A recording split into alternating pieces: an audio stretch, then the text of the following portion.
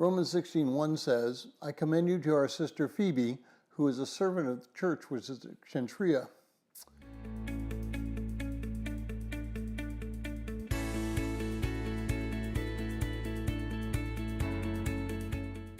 Well, if you're joining us in reading through this 90-day reading plan, today's reading is Romans 16:1 through 10, and I encourage you to read that passage.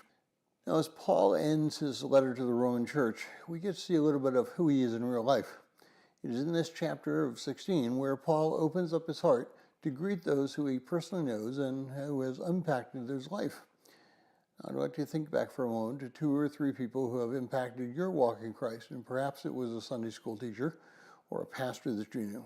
Possibly with even more significance is a person who is not in a position of leadership, but rather just a simple, ordinary person who changed your life because of who they were. Well, we each have a history.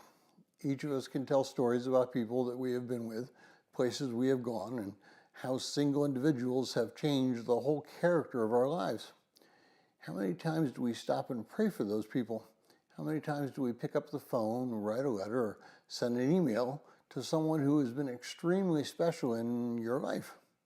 Today I'd like to make a list.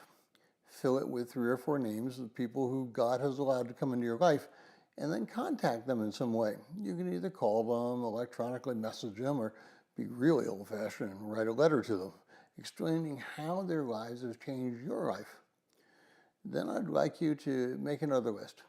And this list is to a group of people whose lives you would like to impact, people who maybe need something, people whose hands you can hold, people who would just enjoy sitting down and being with you.